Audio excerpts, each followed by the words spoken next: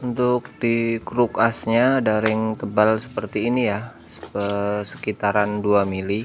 Nah, di sini di bagian as rumah kopling ini ada ring bergigi ya. Jadi jangan sampai salah pasang. Ring itu nggak mentok sampai lahar guys ya, cuma sampai pembatasnya aja terus kita putar. Nah, di bagian rumah kopling di dalam ada bosnya. Terus di bagian dalam lagi ada ring lebar tipis. Nah, seperti ini. Jangan sampai lupa nggak terpasang, nanti motor nggak bisa ngopling ya, jadi diinjek gigi bisa langsung jalan gitu. Nah, ini kita putar satu putaran aja, kita lurusin gigi kecilnya ya, jadi harus pas pemasangannya juga harus bareng seperti ini bersamaan. Oke, udah terpasang. Di bagian lonceng atau mangkok ganda ini ada ring tebal juga sekitar 2 mili. Nah, untuk pemasangan kampas ganda ini ada lubang di bagian kruk asnya ya, dilurusin aja, dicoakan plat kampas ganda itu, jadi biar jalur pelumasan di bagian kruk as dan piston itu paten mantap gitu ya, nggak ada sumbat-sumbatan lagi. Nah, ring di bagian ganda dan kopling ini sama ya, ada tulisan outside, jadi bolak-balik nggak masalah kalau ring luarnya ya. Oke, kita kencangkan dulu mur pengunci di ganda dan kopling ya.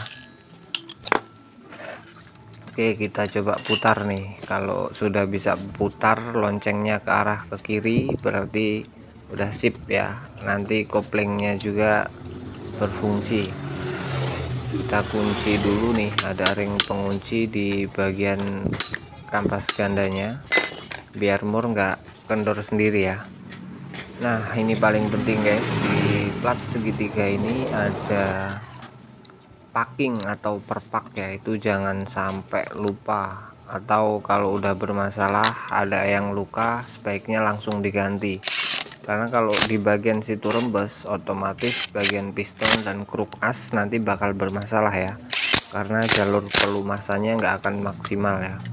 Jadi disitu harus rapet banget, jangan disepelekan di situ ya.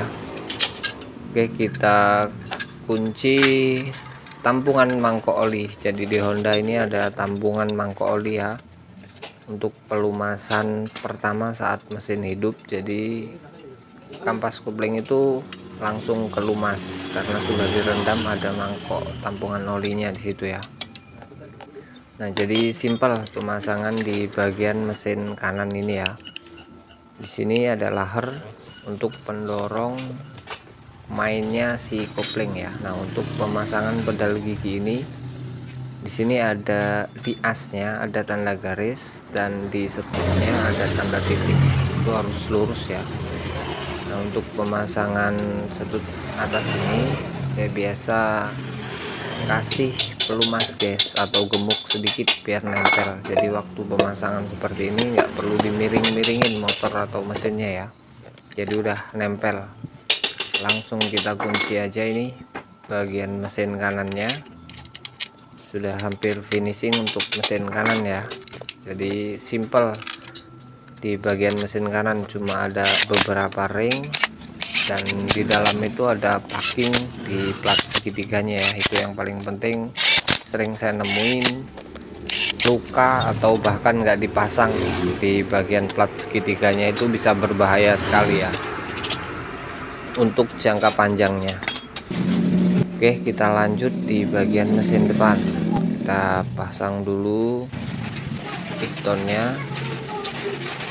Nah, di sini teman-teman yang pemula sebaiknya ditutup ya, kalau masang spi pen itu takutnya mencolot, lompat masuk ke dalam mesin, akhirnya malah bongkar-bongkar lagi ya. Jadi ditutup aja lubangnya itu pakai kain-kain bersih gitu ya. Oke, kita pasang piston ke bloknya. Jadi pemasangannya harus hati-hati guys, jangan dipaksa digedor ya. Nah, kalau udah masuk gini digoyang-goyang gitu pelan-pelan aja, jangan dipukul paksa masuk ya. Kalau udah perjalanan piston separuh masuk baru boleh dipukul ya. Jadi kalau awal pas ujung piston itu jangan sampai dipukul, takutnya miring, nanti selip ringnya ngancing ya. Oke, blok udah terpasang, kita lanjut pasang roll keteng yang besar.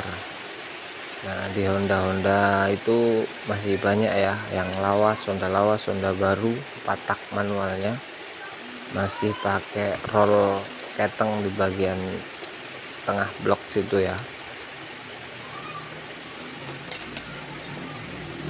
Oke, kita posisiin piston di TMA ya, di ujung, jadi nanti pemasangannya udah nggak perlu nyari top di pistonnya ya, bisa langsung kita pasang.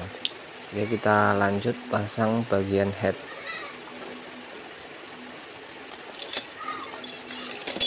Nah, head sudah terpasang, posisi noken as itu harus netral ya, bisa bergerak ke atas ke bawah gitu ya, jadi nanti pengetopannya gampang.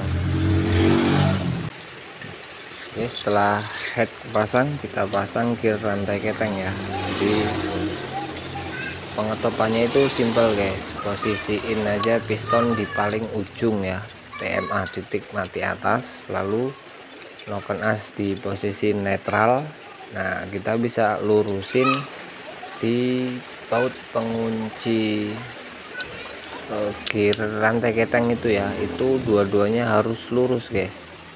Dari ujung itu bagian head ada tanda kecil coakan, dan di gear rantai keteng itu ada tanda titik, itu harus lurus sama baut-baut itu sejajar sampai ke sepi magnet ya.